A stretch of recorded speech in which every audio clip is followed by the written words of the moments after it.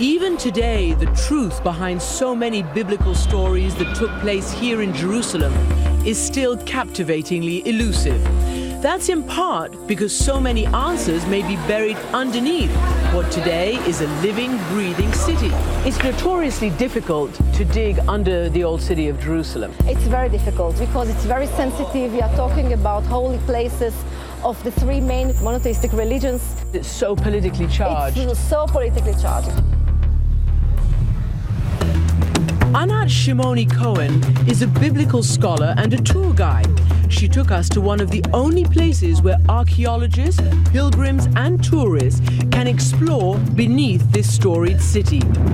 Discovered by accident in the 19th century when an archaeologist was walking his dog, this massive network of caves and tunnels is known as Solomon's Quarries. Anat, is this a natural cave?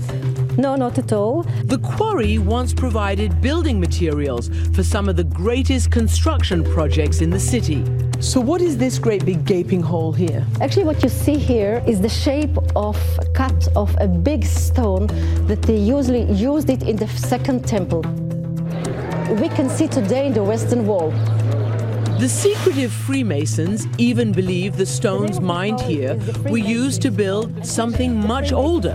They see King Solomon, the first builder. So actually, King Solomon is the founding father. The founding father, of yes, the Freemasons. Of the Freemasons. The Freemasons believe that they even took from these quarry stones to Solomon's temple.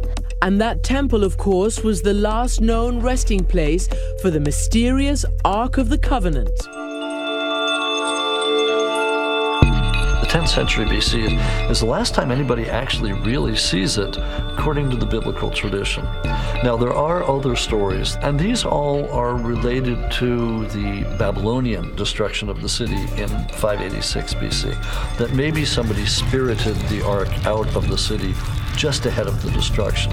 Many believe these underground tunnels were used to secretly transport the ark out of Jerusalem when the city was under siege and when the Babylonian invaders took detailed inventory of the treasures they plundered. Something was missing. When the Babylonians took all the treasures from Jerusalem, it was not in the list anymore. The ark? Yes, the ark was not in the list. There are all kinds of possibilities as to where it ended up. So we went in search of it. One famous story suggests the ark was taken from Jerusalem to Egypt hundreds of years before the Babylonian siege began. That's where Indiana Jones goes and looks for it. We're told that Shishak of the Bible, an Egyptian pharaoh, that he may have attacked Jerusalem just after the time of Solomon. Yes, around about 980 BC. And there is one theory that he took away the Ark of the Covenant. This is where we get the Indiana Jones theory. He may have taken the ark back to the city of Tanis. Archaeologists find the evidence of that underwhelming and believe the ark is no more likely to be buried in the sands of Tanis than locked away in a government warehouse. Bureaucratic What'd they say? You don't know what they've got there.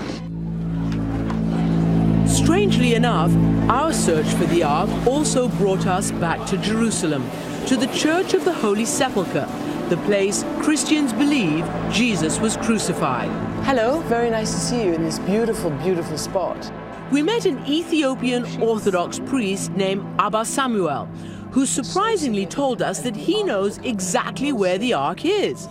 His evidence goes back to that affair between King Solomon and the Queen of Sheba.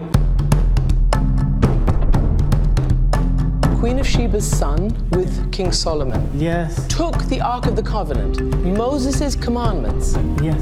And so where do you think they are? City of Axum. Axum in your country, in Ethiopia? Yes. Do you think it's there, really?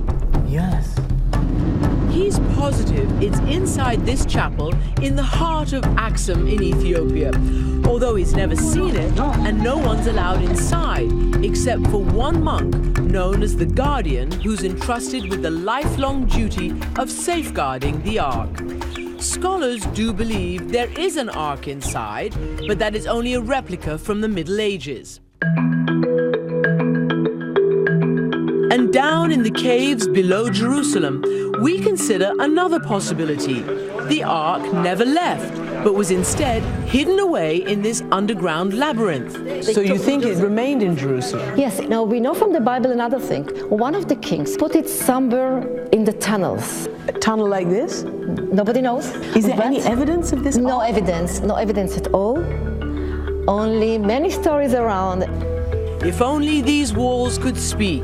They do, however, appear almost to weep, and their tears are said to tell a powerful story about the destruction of Jerusalem. The name of this corner is Zedekiah's Tears. The tears of the king. Yeah, the tears of the king. Zedekiah was the last king of Judea. Tears for the destruction of the temple. Yes, the tragedy of the nation. This was the end of the first temple period. Do we think that these tears, this mineral spring, has been running since then? Well, I think it's running since many, many years. For sure, it's more than 2,000 years old.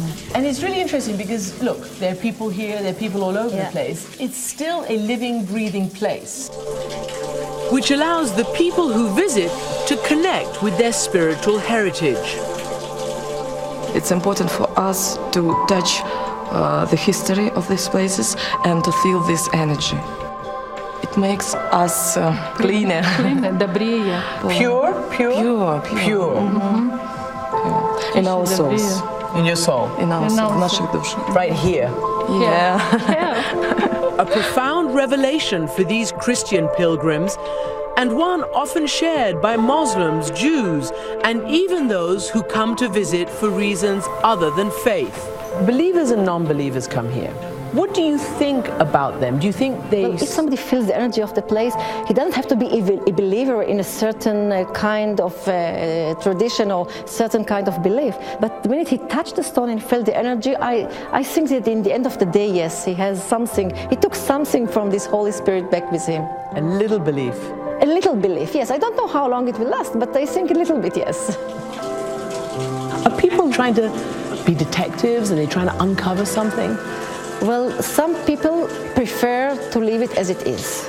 And some people I know that still look and wants to find the Ark of the Covenant. I don't know if somebody will find it, and I don't know what's remain after more than 2,500 years. What was once a container for Moses and a weapon for Joshua, and even an earthly home for God in Solomon's time, is now something much more than that. The idea of the Ark and the search for it excites and inspires so many to explore the mysteries of our past and the meaning of the stories that live on today.